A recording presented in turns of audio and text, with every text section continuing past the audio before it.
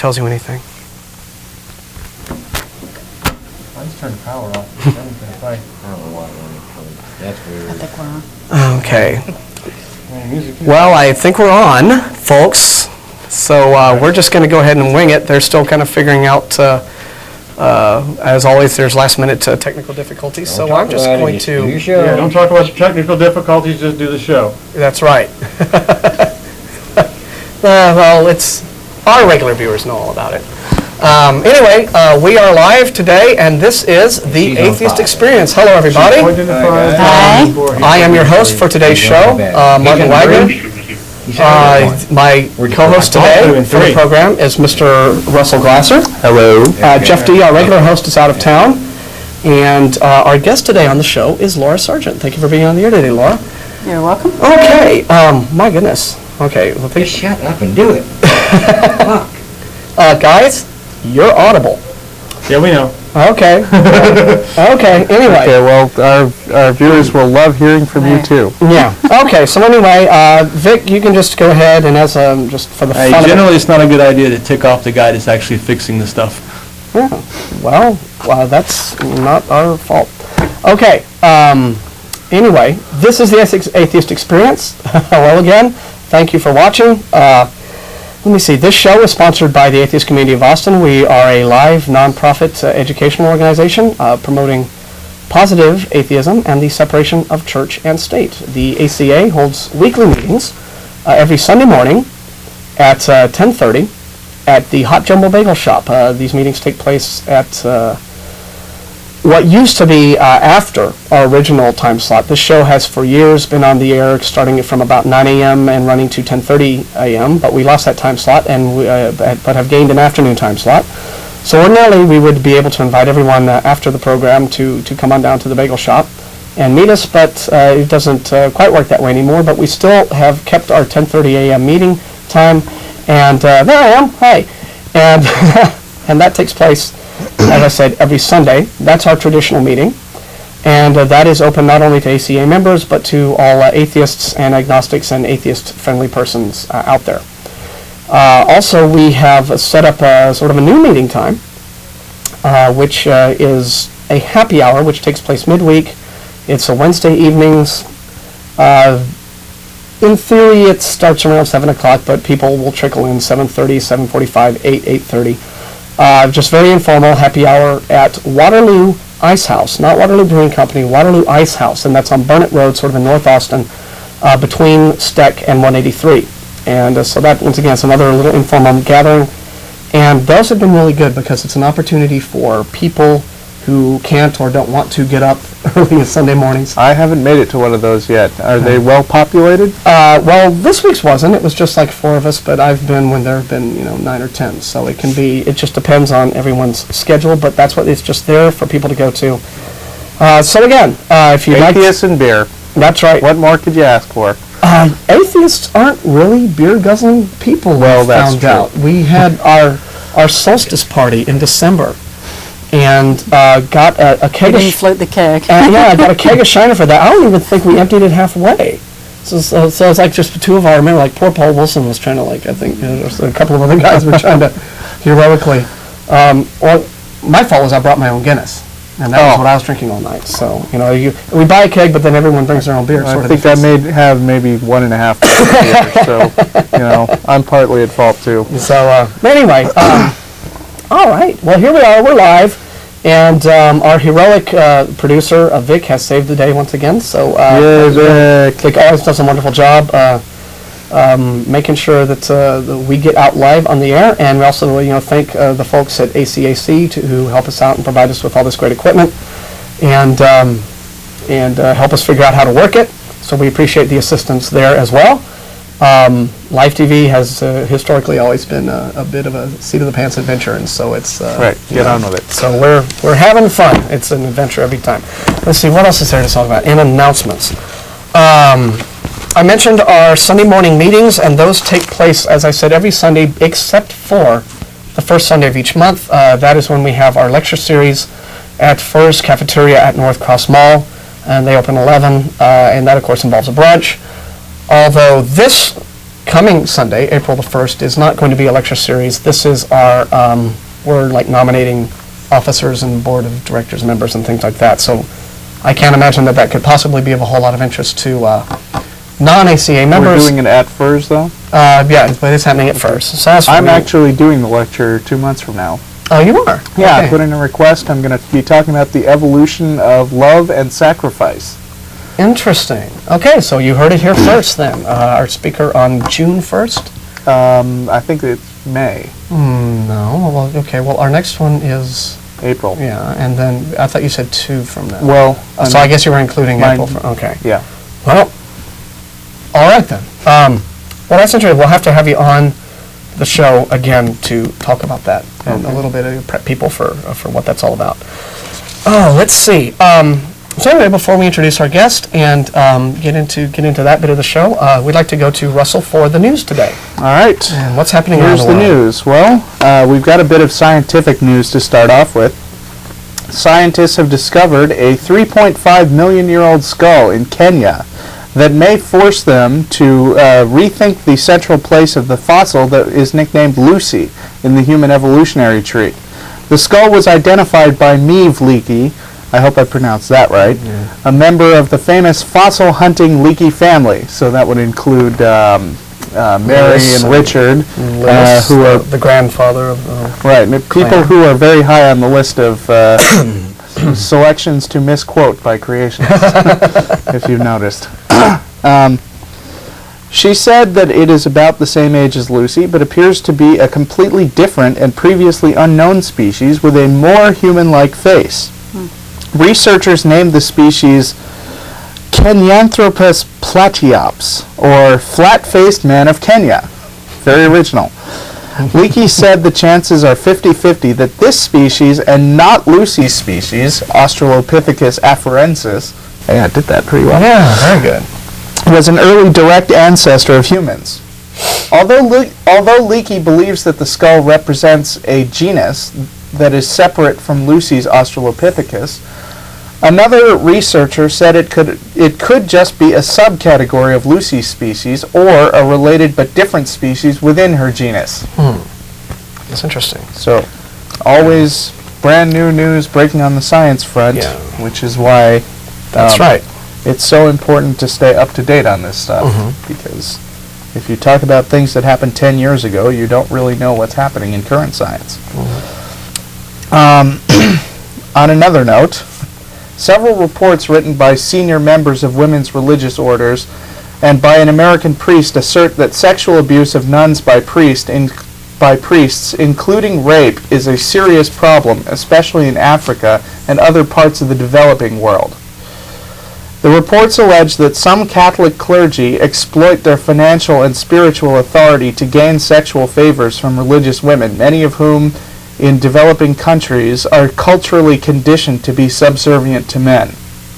The reports say priests at times demanded sex in exchange for favors, such as permission or certification to work in a given diocese. Let's see. In a few extreme cases, according to the documentation, priests have impregnated nuns and then encouraged them to have abortions. Wow. Now, I thought the Catholic Church was very dead set against abortion. I was under the impression that when these guys entered the priesthood, they took this thing called a vow of celibacy. Yeah, well, Now- they've already broken that, Yeah, well, obviously. no, it seems like they haven't even given it any thought. Now, granted, not that I would expect them to. The vow of celibacy is one of these highly unreasonable expectations that the church wants a very human people to undergo, as if there was anything at all to do with human sexuality and one's ability to deliver a religious message. Well, and if you listen to what the message is supposed to be, I thought it was, you don't have to be perfect to be a Christian. You just have to accept that this guy said you're forgiven. Yeah, but I've always wondered why just human sexuality has always been a thing that some areas of established religion have been deathly afraid of. I've always thought that that's something of a mixed message overall. But anyway, next news. Authorities are investigating a massive case of alleged abuse by parents of as many as 60 children from the same Northwest Atlanta church. Atlanta police and social workers are looking into reports that church members systematically held down their children while beating them with belts and other objects, allegedly under the direction of their pastor, the Reverend Arthur Allen. A 7-year-old boy told detectives that his uncle whipped him with a big switch at the church while 3 other men held him down, according to a police report. The beating left him with bruises on his abdomen and back, the boy said. Wow. Man. And there's a couple of other testimonies. Yeah, I saw that creep on the Fox News channel. Really? That Reverend Arthur Allen. And that man is sick. I mean, first off, he presented himself. His demeanor was that of just a raving guy who wouldn't shut up and answer the questions that the journalist was putting to him specifically. Which I thought was very funny, this whole idea, that his claim that, well, my parents whipped me and I turned out all right. Listening to him just blather on and crazily, and saying, you don't seem all that all right to me. But what I found most objectionable about it was that one of his justifications for whipping the children in this manner was that, this, in his opinion, this makes kids good. And he called up the old bugaboo of the school shootings. Mm-hmm. And I don't know, I find it personally highly morally repugnant, the way in which some Christian ministers have leapt upon these school shootings and to exploit the murder of children as either a conversion tool or, like a recruitment, a reason to recruit people into the religion, or just as a justification for things they do. Right. It is very sad. Yeah. And it's the same kind of thing that we saw with that guy last week who called in to make jokes about the death of Madeleine Murray O'Hare. Right, precisely. And I have a few things to say about some of our callers last week, too, that I'll get to in a minute. But, and at the journalist pointed out, he was trying to bring up Columbine and all these other school shootings, and the journalist kept trying to say, what has that got to do with you guys and what you're doing? And the clear implication was that I guess if these, the school shooters had ever been appropriately beaten in my church and beaten up while being held down by 3 church members. Yeah, they wouldn't turn out that way, which of course is just repellent. Any mental health professional will tell you that the people in prison doing hard time for violent crimes, right, are almost all of them have a history of childhood physical or sexual abuse. Right. So it was just really sickening. Of course, I want to make sure to make the point that we're not trying to indicate that all Christians are like Oh, absolutely not. Like we always say, we don't hate you, we just think you're wrong. Right. And of course, the vast majority of religious groups don't put up with any of this stuff. Yeah, of course. Most are quite repugnant, repelled by the whole It's just notion. that when an authoritarian figure tells you that something is right and you have no basis of making a decision with your own mind, that can filter out the right and wrong and see if what you're being told makes sense, then you get into some problems if they tell you to do something really bad. And what can a 7-year-old child do, to deserve being held down to a table and whipped with a belt by adults? I heard that one girl who was just being human is bad enough to deserve eternal punishment. Yeah. Well, one girl was whipped, as I understand, because she is supposed to have had sex with some boy. Yeah, but she may have. I didn't get the indication of the age. But whatever the case, it's just not right. It's just plain wrong. Absolutely not. But anyway, now before we get to taking our callers, and Vic has graciously put the phone number up there on the air. It's not quite up. It's not up right at the moment. Well, no, it was on before. But I put the website back up because we just got a call from a viewer who was congratulating us for our courage and taking the flack that we take and doing this job we do. Well, thank you. Thank you very much, caller. So that's why I put it up. Well, that was really great to that caller. We would love to have had you on the air, but if you just wanted to drop off the message, that's fine too. We're happy to hear from you. The ACA website right there below, atheist-community.org, and our voicemail if you'd like to find out more information about ACA is 3712911. And something I failed to mention last week. We've been making changes slowly but surely to the website. It's not quite as outdated as it used to be. And one thing that we've recently put up there is something that Martin and I and Howard Thompson collaborated on, which was making a general frequently asked questions page. That's right. We've updated the FAQ, and Russell's done an excellent job on that. Thank you. We updated it with the idea of we compiled the most common questions that we get from Christians who call our program and ask us questions. And these are just the basic, all the way from why don't you believe in God in the first place up to some more advanced arguments for God. And these are just curious questions that Christians have for us. And so we decided, for the sake of ease, to go ahead and make those available on the FAQ. So if you hit the website and click on the FAQ button, well, you can read that and get some answers if you don't make it on the show today. And we have a caller on the line. And before we take him, though, I want to say hi to Laura and welcome her to the show. And I have a question for you, Laura. And this is something that I read recently in an issue of Skeptic magazine. There's a columnist in Skeptic, and I forget her name. But so that goes to show how bright I am in terms of getting my references down. But she was bemoaning the lack of women in the skeptical community in general, and how it seems that women seem to be less inclined to think about religious or paranormal or unusual, extraordinary claims critically. And she put it, one of the most striking things that she finds when she goes to these science conventions or skeptics conventions or atheist conventions is there's something that she never finds when she goes anywhere else, and that's there's no long line at the ladies' room. And she's like hoping for someday to go to some atheist store. It's the same thing at IBM. Yeah. And admittedly, like in our group, we have women members, and we're very happy about that, and we always encourage, we want more and more diversity in the atheist community because we know it's there. But why, have you noticed this? Is this something that you would tend to agree with, that women are, if this is true, you are among the exception to the rule, and why do you think that might be? Do you have an opinion on that?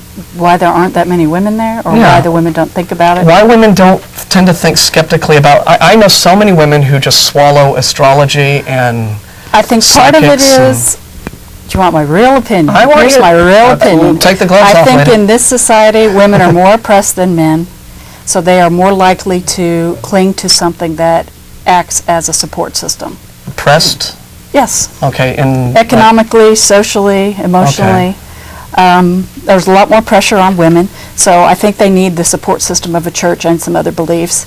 And aside from that, I think most women I know are overburdened and they don't have time to think about anything else.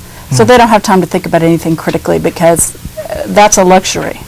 And I don't think most women have the luxury of the time to not be taking care of their kids or some other family obligation in addition to work and all the other pressures.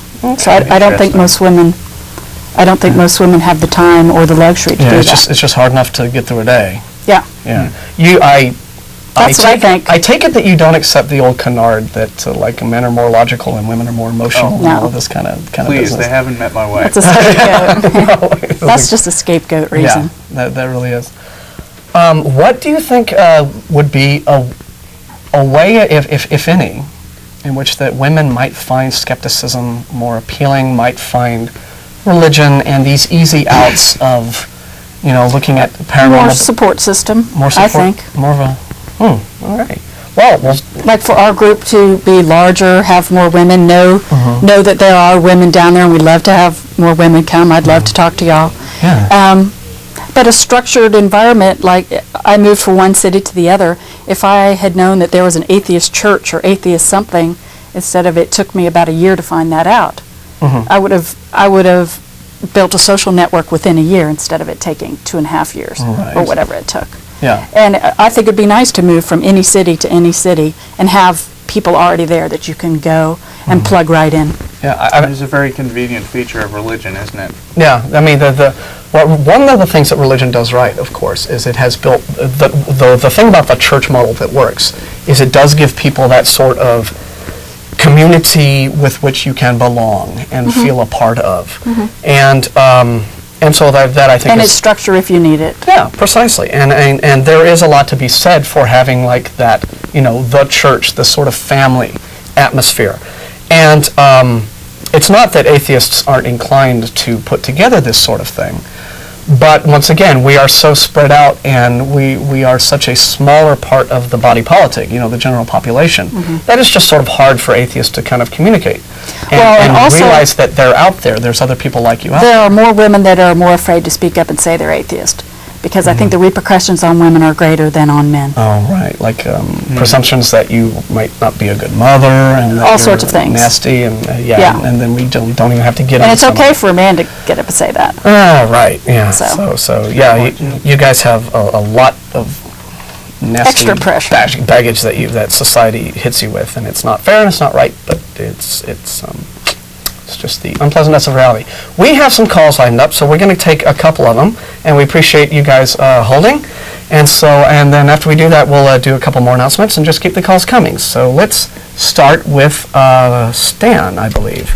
Hello, Stan. Hi, Hi, how are you doing today? I'm doing well. Good. Well, thank you for calling. What can we do for you today? Yes, from what I understand, as being as atheists, you guys believe that there is not a God. Is that correct, or? Well, that's sort of a topic on which many errors have been That's split. actually on the frequently asked questions page. It is on the fact page, but we'll go ahead and address it. Commonly, a definition of atheism that atheists like to use is that we don't believe in the concept of a God or gods. Which is not quite the same thing. Yeah, it's an attitude of disbelief as opposed to a positive belief that there is no God, which of course is not really a thing that I think you can prove either. For instance, Except that's what I think. Well, okay. but some So- atheists well, may some think will that way. differ. So, But we you'll don't to- have a belief in the Easter Bunny, but if, for instance, there was really good evidence that the Easter Bunny was there, then we might have to change our minds. What logic do you use to come to the conclusion that there is not a God or a creator, as it were? Okay. Well, I can just speak for myself, and then I'll open it up to Russell and Laura. My attitude is this: I would not consider myself strictly for example, a strong atheist on all questions of all religious matters. For example, as I'm sure you're aware, there's atheism and there's agnosticism, and there's all sorts of areas in between. I tend to look at religions on a case-by-case basis, and I don't categorically deny that anything that could possibly be called a god could possibly exist. For example, the example that Jeff, our regular host, likes to use is that of like the South Sea Islanders who worship a big totem pole. Well, if they point to their big totem pole and they say, that's our God, well, then I have to admit that exists. I mean, I can walk up to it, I can knock on it, and I may disagree with them that it possesses divine powers, but if they want to call this big block of carved wood their God and worship it, well, then sure, that exists, if that's their God. I would be an agnostic in terms of agnosticism is a subject that deals more with the limits of human knowledge as opposed to belief or disbelief.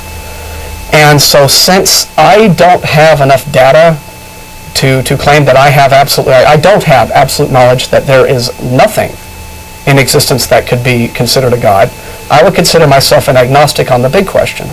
Where I consider myself an atheist, to bring it all full circle, would be if a specific religion comes along and says, we define our God in this manner, and the definition of that God does not, in my opinion, stand up to criticism, then I think I can say that God doesn't exist, and I would be an atheist towards that God. For example, I assume you're a Christian, sir? Or a theist? I particularly don't use that word. Okay, well, myself. are you theistic? Well, I'm a follower of Jesus. Okay, right. Well, I assume that do you believe that the gods of ancient Egypt exist? The ancient Egyptian gods. Anubis and Ra and those type. All those gods on the cave paintings with the jackal heads and the hawk heads. No. Okay, so towards the gods of those religions, you'd be an atheist, you see? So it's a thing that I think rationally must be taken on a case-by-case situation. Now, Laura, you said that you approached it a little differently. Why don't you give us your explanation of why you believe or disbelieve? I say there is no God. There is no proof that there is a God. I don't think there's any need for there to be a God. All there is the natural world with natural processes all around you. And anything, so far that I've ever seen, anything that we just don't have an answer for, which some people may attribute to God, we don't have an answer for it now. 5 years from now, we may have an answer for it. We're always getting new answers, but every time in my lifetime and in history, it's always explained by a natural process. It's just that we don't always know what that process is. So I don't see any reason for a need for a God to explain things. It's just a natural process. He's all around us. How about you, Russell? Do you have a... Russell, do you have a logical way to explain your belief? I know you, don't I? Personally? Yes. Bill? What? Hello? Have I met you personally? Hi, Russell. This is Stan. Yeah, I knew that was you. Okay. I took a producer's class with this guy. Oh, okay. All right. And we had some very interesting discussions along the way. And I think I probably said to you, Stan, something similar to what Martin just said, which is basically, I have the absence of belief in a God. And there's simply nothing in particular that has convinced me so far in my life that there's a need for a God to explain something. I consider that basically the need to use God as an explanation for things started a long time ago when we simply didn't have any understanding about the natural world and had to say, well, the sun was being pushed across the sky on a great big chariot. And these days, the things that we don't know are fewer, but there are still some of them, and there's always that answer where it's just, okay, well, God did it, and now we know the answer. But that's just kind of a cop-out. It's an excuse to stop looking for more answers. So I personally have never seen any positive evidence that would help me see a particular reason why the God explanation is better than anything else we've come up with so far. So there you have it. I hope that was understandable to you. Okay. What if somebody rose from the dead? Would that convince you? Well, it would convince me that I saw an unusual medical event. I don't know that it would convince me that a deity existed, but I would immediately... Obviously, that would be an event of sort of worldwide repercussions, right. and much would have to be examined as to why that event occurred. I don't know that. See, you have to. Evidence for a God needs to, I think, be specific to the question. And if you had a strange event occur, I think first what you have to do, such as that, would be examine the many possibilities as to why that event may occurred, and then reach your conclusions based upon what you found. And I don't think it's a lot of people who take that approach, that the example that you just gave. Oh, well, someone rose from the dead. Wouldn't that convince you that God existed? Well, that's a bit of. There's no real basis to make that leap right at that moment, because it could be he could not have been dead in the first place, or he could have had some strange sort of. Some sort of a narcosis. Depending on the documentation, the whole event could not have happened in the first place. Yeah. I mean, we have very well documented information that the events in the Iliad took place, for example, that there was a Trojan War and so forth, but some of the more gaudy stuff that happened in there with, Zeus personally intervening in the war are not things that we take at face value just because they're written down in a book somewhere. And if it did turn out that the so-called rising from the dead event was the result of some sort of unusual and inexplicable cause, assuming it happened, well, then you would have to look, well, maybe it was caused by maybe it's evidence for the work of the Christian God, but maybe it might be evidence for the work of some other religion's God, or maybe it's the work of some crafty alien in orbit with a beam that somehow has some incredible technology that manages to resurrect dead tissue. So you have to look at absolutely everything, and which is why we say that the explanation, well, maybe a God did it, is very simplistic. There could be any number of explanations for things, and that's why sometimes it takes decades, if not centuries, for science to make up its mind about a particular subject. Well, thank you for your time and your answers there. Well, we appreciate your call, Stan. Okay, take care. I'll email you. I still have your address. Okay, Russell. Bye. Wow, what a nice guy. Okay, we have Trey and Daniel holding on the line, and we're going to get to you in just a second, but I wanted to point out something that we get a lot of press coverage, and this is very nice. Last week on our show, our guest was Mr. Howard Thompson, And Howard is one of our more politically active members, and he decided to, this is from yesterday's editorial page of the San Antonio Express News. ACA can't get coverage in our own, we can't get coverage in our own town and our own paper, but we can get news coverage in San Antonio, and that's awfully nice. But this was about Howard sending a press release out and sending a letter to the government basically saying, okay, well, here's this faith-based initiatives and charitable choice and what have you. And we don't believe that this is a right thing to be doing, but, you know, if it's going to be done, well, we don't think atheists should be left out of the loop. Now, George Bush's charitable choice initiative is pretty much going down like the Titanic. Right, okay? even Pat Robertson doesn't like Right, it. well, Pat Robertson doesn't like it was because one day he woke Other up. people will get money. Yeah, suddenly he realized, you know, well, wait a minute, this, not only would other religions that we don't like get money, but Then there's oversight. there's oversight. Yes, the government could suddenly start exercising control over how we do things instead of the other way around, which is the way they wanted it. But this Yeah, was... and they, I mean, you know, even if they manage to slip that thing about faith-based initiatives past the Constitution, they can't have it.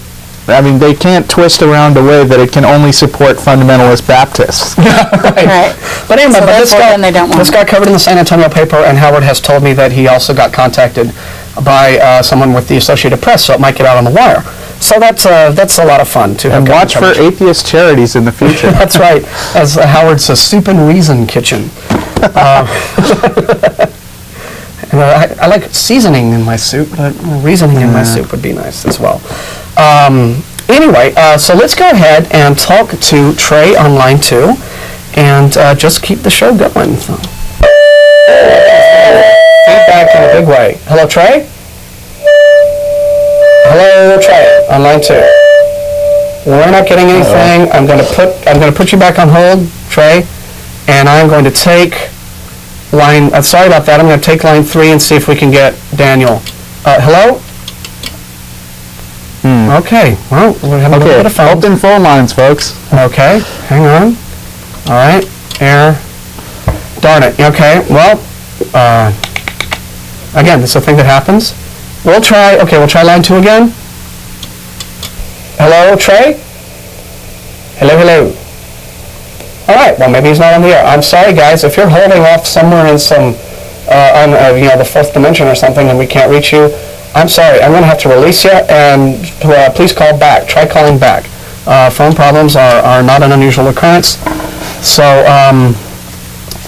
please try call again, and everyone else. The number to call us live, and just dial an atheist to 477-2288. We're always happy to hear from believers and unbelievers alike. I think before we go on, okay, there's somebody on hold again. So before we go on, I wanted to deal with a bit of old business. And this was... I think we've got the person back. Oh, we think we got him back? Maybe we should go Okay, back to well that. then we'll deal with old business when we get done with him. Now we have Sue on line 1, so let's see if we can get her here. Hello, Sue. What? Hi. Sue, hi. Great, how are you doing today? Well, I'm doing pretty good. First off, I want to tell you that I'm glad I found you all again. We're glad you found us too. Yeah. Because I've been a long-time viewer in the morning. And then the whole thing happened where they shifted the schedule, and I didn't even know that you had a show anymore. I was really glad to see this. Well, spread the word. We're happy to have you back watching. We like the 5 o'clock time slot. It's a different viewers. We miss not being 90 minutes because we could really fill those 90 minutes, and we got some fun calls, and it was enough time to cover a lot of topics. But and there was always Steve. well, yeah. We had him last week. No, I think was that a same Steve or different Steve? No, we had 2 Steves. The first one was our Steve. Oh, it was our Steve. Now that I've mentioned his name, he's probably going to rise up. Oh, dear. Well, I have a thing or two to say about that subject, but we'll get to that in a minute. So, what can we do for you today? Well, I just wanted to say that I think there's a lot more women atheists out there than people realize. Partly because I think that women get a belief and they don't feel, like that they have to go and tell other people their beliefs because they're real comfortable with what they believe, and they don't. I don't know if that's So it's making because men are sense. insecure. Well, it is a security thing, I think, partly. I think, my children are also atheists, and they're really, very comfortable with that. They don't feel pressured or anything. Well, how old are your children, man? I have one that's 20 and one that's 16. That's a little different than my 8 and 11-year-old. That's different situation. Well, mine were 8 and 11 Yeah. at the time. But I think that's true. I think there are a lot of women that they just want to live their life and go on with it. And so what? If you're atheist or not, you just go on and live your life. right. But when they were growing up, Sue, did you ever find that were they, I don't like to use the term closeted because it implies some degree of like trepidation or fear about, being who you are, but did you ever find that, were your children did they ever experience any sort of religious pressure in their school? Because I remember when I was in junior high school, and this was before I was an atheist, but there was a kid, we found out he was an atheist. And he came from an atheist family. And so we immediately he was subjected to everything from taunts to outright bullying and and I asked him a lot of the kinds of questions that Christians ask us on this show. It was just this really bewildering thing. He was like this alien who'd beamed down from another planet. And this was just simply when it became known that he didn't believe in God like everyone else obviously does. So did you ever find that you experienced, and did you as a parent ever experience this sort of frustration like, oh no, my kids are being subjected to stuff that troubles me? No, partly because we've had church be part of our lives in the past. We went to a Unitarian church for a while that didn't have any kind of they didn't care if you were Wiccan or what, We had summer solstice sessions and just so you'd have the community, the social aspects of church. And that's, like you said earlier, that's one of the better things church does. But also I've allowed them full opportunities to explore. My daughter got involved in a pretty, I'm not going to mention the name, but a pretty fundamentalist Baptist church for like 4 months a couple years ago, and the whole time that she was doing it, I kept talking to her about, okay, what are they saying to you while you're there, and because I explained to her different things that I myself have experienced in that kind of a church where they pressure you to become saved, and I found more pressure from Christian churches than I've ever found from atheists. I found more pressure as far as when you walk in the door, they're going to try to make you be what they are. Well, atheism's not about that. I have actually experienced the same thing recently because my daughters have gotten involved with a friend who wants to take them to church functions all the time.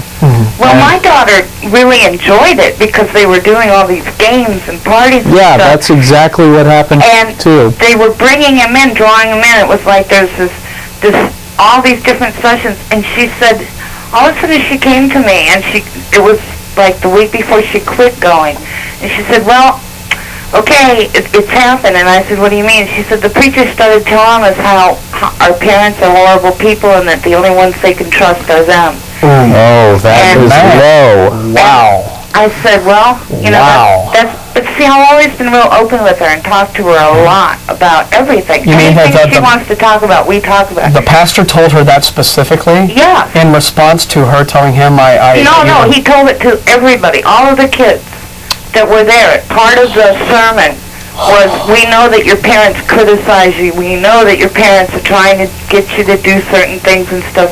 But you can't trust your parents. The only people you can trust is us. Wow. And she said, that has cultish overtones to it. That's not overtones. That's exactly how cults behave. It's but it's a major church in this town. It's a major fundamentalist Baptist church. Okay, well, we won't mention any names like you said, but it's creepy to know how they get you, and the fun and games is fear. The fun and games is the hook, right? Right, and then they put fear in. Right, but to tell a child that their own parents are their enemy, I think is there's hardly words to describe how repugnant it is. Oh, I know. It's one thing to say, you know, to sort of promote a belief that you think is the right belief to have. And I think that if somebody really believes they have something that they really believe in, you know, they have a right to tell people, hey, I believe in this, and I think it's a good idea, and I think it would be a good idea if you believed in it too. But to go that route is just no good. Sue, I want to thank you for calling. We got 20 minutes to go, and we want to get to our other callers. Well, thank you. And thanks for having the show come back. Hey, well, thanks for once again. And I wanted to say one more thing real quick. I met Madeline about 25 years ago. You did? Really? And I have to say that she inspired me immensely with some of the things she told me about the space program and the Catholic Church and money. All three together? All three together. They all relate. Oh, that's real She really interesting. did inspire me. Well, that's good. Thanks. Great. Yeah, she did a lot of people. And we want to thank you for calling, Sue. And don't be bashful to, you know, drop by the bagel shop sometime if you like. I mean, we always, if no pressure, we just want to come on down and meet us and talk to us and have a bagel. Love to meet you. Okay. Take care. Bye-bye. Bye. Okay. Oh, I was just going to finish by saying, as in response to them going to this church thing, which is actually fun for them so far, but I don't know if they're going to get into that later, I've actually started reading the Bible to them. All of it. All of it. You know, Not just select I mean, parts. so far the most interesting part was when Noah got drunk and fell down naked in a field after the flood somewhere. But, And who was the guy that his daughters got him drunk and slept with him as at God's command? I forget. But Yes. anyway, let's one of move these on. bearded Old Also with the Testament strange religious stars. Okay, we are going to. That one was well, I Lot, need it says. Lot. Okay, Lots. Thank you. No, Lot was. Oh, was it Lot? Pillar of salt. That was a pillar of salt. I right? think that was the same. That was All right. Well, maybe before that the was the same. salt Well, thing. maybe somebody who is up on his Old Testament will fix us on that. We are going to go to Samantha online too. And hello, Samantha. Hello. Not Samantha. How you doing? Is this? Hang on, we got a lot of feedback coming in. Okay, I think it's going away. Was that? No, he's not on the list there. So either is this on too? Yeah, I'm still here. Okay, so you misidentified yourself as Samantha to. No, you just punched the wrong button. Nobody ever picked up except for you. Okay. Oh, you have got both line 1 and 2. I have line 1 and line 2 going? How in the world does that happen? Wait a minute. Is there somebody else on the line right now? Say hi. Okay, hello. They hung up. Okay, well, nobody's on the Oops. line, so I'm going to Lost go ahead him. and hit hello again. No. Well, sorry about that, Steve. Let's Sam? Let's get it. These doggone phones. Okay, we're just going to have to go to line 3, which I am told has a caller named Jonas on it, and we'll see what he has to say. Hello, Jonas? Yeah, hi, how are you? Hi, Jonas. just fine. Happy to have you. Atheist for 4 years. Mm-hmm. Congratulations. And I was wanting to know what your guys' first experience was of converting over. Okay, well, we wouldn't use that. I wouldn't say converting over, We but should make it quick. Okay, yeah, we'll Okay, my father was an atheist, and his father was an atheist, and his father was an atheist, and Yeah. he's the one who converted. And I think that's pretty rare, but I happen to be a 4th-generation atheist. What? I think you had a problem there. All right, Oh, that was so clever. Somebody learned how to use his WAV files on his computer. yeah, it must have. Okay. He must have at least 2 brain cells for lost that. Yeah. Well, anyway, my experience was just looking at this religion and deciding that it made not a lick of sense, and abandoning it at that point. How about you, Laura? Atheist family. I'm from an atheist family. From an atheist family? Okay. And I didn't see any reason to change. I looked at other things, of course, growing up, and nothing made sense to me. It seemed, the Christian religion didn't seem any different than the Norse religion that we studied in 6th grade, and Greek mythology. It just seemed like another mythology to me. So, and I didn't feel any need for it. I mean, sometimes I felt it would have been comforting, the thought that, oh, you don't die. That would be great. But it just, I couldn't see any reason to believe in a myth. Yeah. So, a serious answer to a not-so-serious question. That's not the answer to. Okay, this morning at the bagel shop, one of our, Don Roberts, one of our members, is a fun fella, always to talk to, loaned me a couple of books, and I want to thank him for that. And as I understand, he wants to donate these to the ACA library. Some of our members aren't aware of this, but we have quite a nice little library that dues-paid members can check books out of, and donate books to. And here are a couple that we got loaned this morning. This is The Ways of an Atheist by Bernard Katz.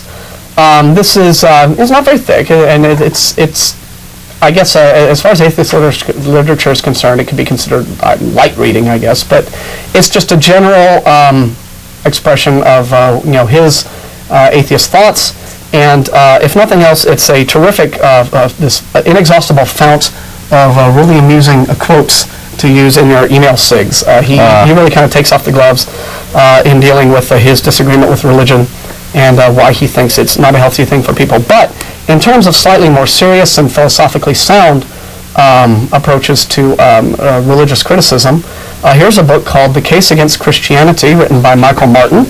I think this is an older book, but still in print, and I have read bits of it, and I'm very impressed with his arguments and his reasoning. And so much so that in some cases I might be inclined to recommend this book to some readers before recommending the George Smith book, which is Atheism: The Case Against God, which is a long-standing sort of classic of atheist literature. And but he addresses some the arguments that some specific Christian apologists make. And it's good reading, so highly recommended. This will be in our library when I'm done with it. We are going to go to Carolyn on line 2. I think she's waiting for us, so we'll see if this works. Hello, Carolyn? That didn't work. Hello, Carolyn? Hello. Hi. How are you doing today? I'm fine. How are you? We're all right. What can we do for you? Well, actually, I want to comment really on somebody wants to be an atheist or whatever other religion they are. People just need some kind of faith. I don't care what that religion they would call, but they do need to live with the faith in their system. Why? And that's the energy. Why? Because we are on this planet Earth all together, and we came from somewhere. But I'm relating to the energy. What I object the most is when people try to persuade from different religions to get more people into their view of believing, which is totally wrong. Like I tell people, don't preach me your religion because I'm not preaching to you. Right. Such as when the Southern Baptist elected to have like a national day of prayer on the holy days of other religions to pray for the members of those religions to convert to Christianity. Well, I feel if the Baptist wants to do that, that's fine with me. I have no problem with that, as long as they don't expect everybody else to join them. Right. Okay?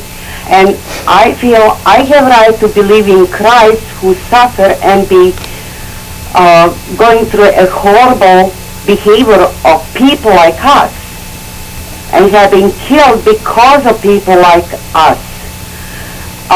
We are talking a human life.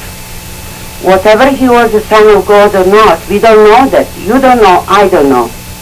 But you have right to believe what you want, and I have the right.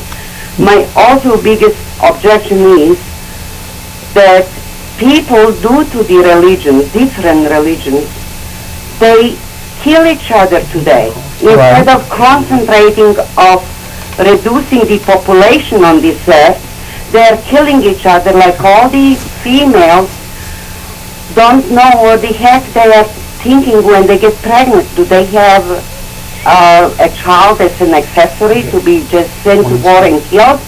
That's my biggest concern than what other people would be believing, But as far as we do have an energy around us, and we know that that energy didn't come just from us. It's in the universe, which people call God. And to some people, the faith is the only thing they have. They don't have friends, they don't have family, and that's their only emotional food. We agree with that in general. A lot of people are... I certainly agree with her, with your expressed saying that people should be able to believe what they want and not be hassled too much about it unless it puts other people at risk. Right, and we also we recognize that there are a lot of people out there in the world who are emotionally vulnerable. And it could be for one cause or another, that doesn't really matter. But what concerns me is the way that I think, this is above and beyond the question of an individual's right to believe in what he or she wants to believe in, which I think is indisputable, and none of us, I don't think any atheist would never want to take away someone's right to have a religious belief if they wanted to have one. What concerns us is that it's when you're emotionally vulnerable that religion strikes. And I think that a lot of religion and separating, of course, just the simple desire to believe in a God from the organization of religion as an institution, I think religion in many ways is like any other big business. It exists to expand itself and to grow and to enrich itself and to enhance its own power. And what happens is, for example, this is, I'm glad about this, because this is, here's a door hanger that I found from a church that I won't name, but it's a local church. This was not actually hanging on my door. But what it does is, of course, this is in the interest of conversion. And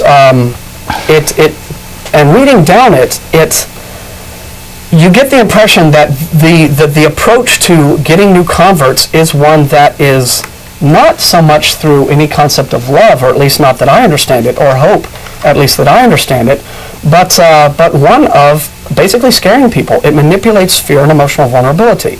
It starts out here, number one, it gives you a list of 5 itemized reasons to become a Christian, and the first is what it calls man's problem. And it says right here, for all have sinned and come short of the glory of God. Sin separates us from God. Well, since... I'm not sure this relates to her question. Well, I think it relates to... Well, actually, you are right, because, people are up to press the most emotional, affected people. That means people that are lonely and simply afraid. People are afraid of the unknown. Of course, anything that's unknown, people fear a little bit. Right, but I think that the approach, I think that the approach to the unknown is to become educated, so that the unknown is no longer unknown. Well, that's right. And the problem is, an atheist directly is going to educate anybody. I don't have anything against you, trust me, because I came from a mixed background, from atheist as well religion. Okay, and as I said earlier, I don't preach my religion to anybody, but I'm very concerned about human lives in general, and I think every religion, whatever we are talking, Baptists, Catholics, Muslims, Jewish, or whoever, Christians, they're atheists, they're all hurting people. People that... Well, we agree with that. I'm a parent, and I tell you something, I would not want my child to go through anything. I think people should concentrate more to educate their children how to go through the life with problems and depending just on God alone. Well, all right. Well, we appreciate your call. We're down to the last 7 minutes, so we're going to let you go. But thanks very much for your opinions and your viewpoints, and we hope to talk to you again sometime. Thank you. Thank you, Carolyn. Thank you. Have a good day. Okay. The reason I brought this up and I read this out was because to get to the point of people feeling afraid and not scared. See, the thing is, here's what religion does. It knows that people feel this way. And then what it does is it sort of creates this problem. There's always the invented problem. With Christianity, it's this thing called sin. With Scientology, it's this thing called engrams. Okay? But this is what religion does. It's like this 3-pronged approach. Okay? Invent the problem. Okay? Present, here's a problem that people have. It's no different from advertisers. Right. You need a hamburger. Right.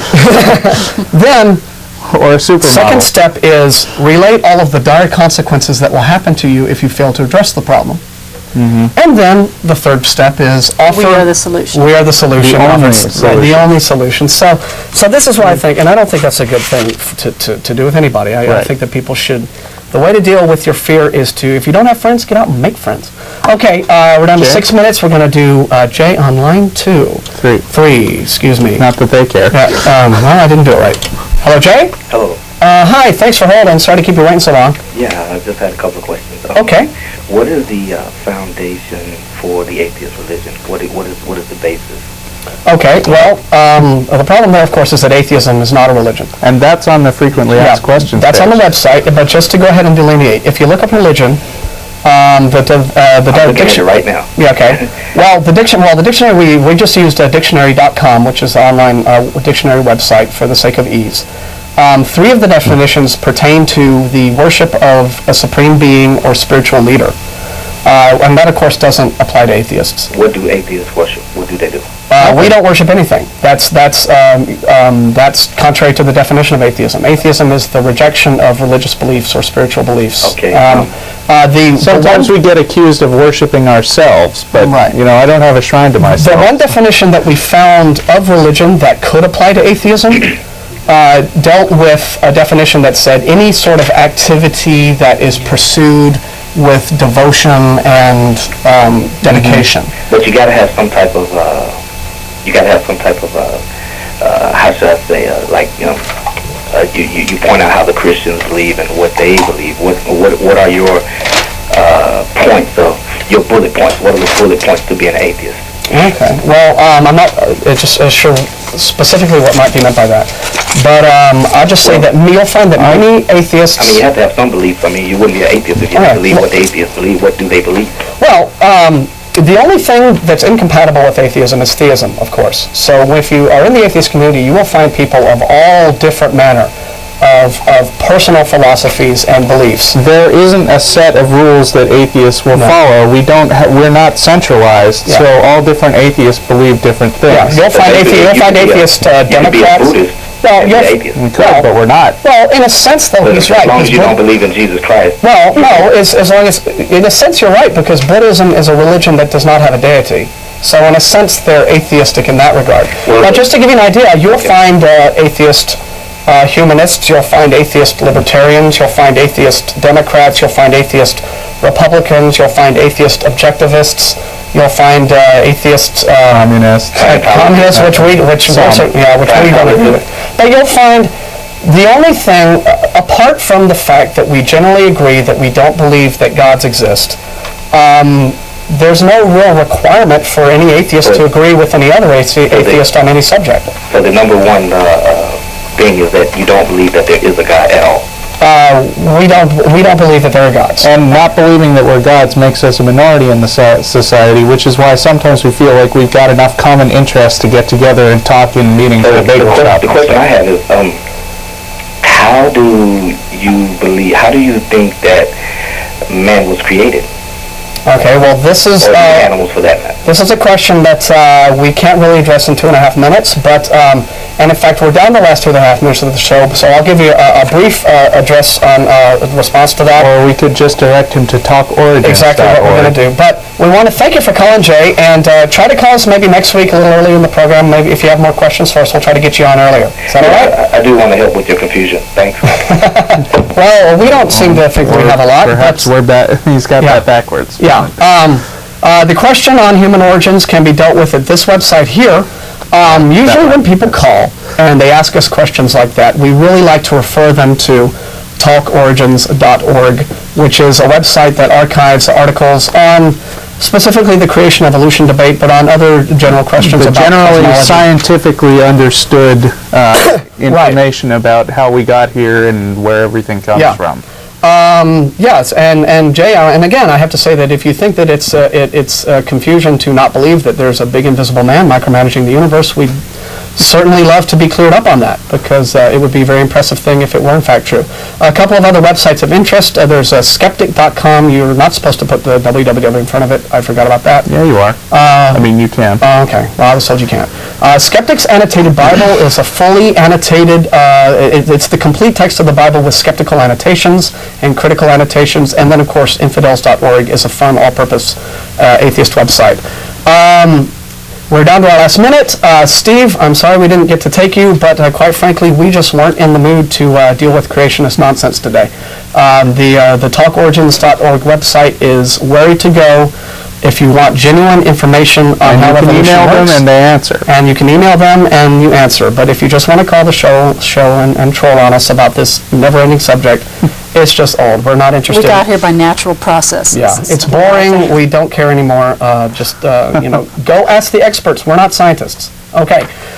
Really quickly, Bagel Shop, don't forget, 10:30 in the morning. 10:30. Sunday mornings. Also quickly, Godless Gamers, our spin-off group, which I failed to mention, has switched to Thursday nights at the home of Wendy Britton. So talk to Jeff or myself or Wendy at any of the meetings. Christians, we don't hate ya. We just think you're wrong. Thanks for watching. Bye. We appreciate it. See us next week. Jeff will be back. Bye.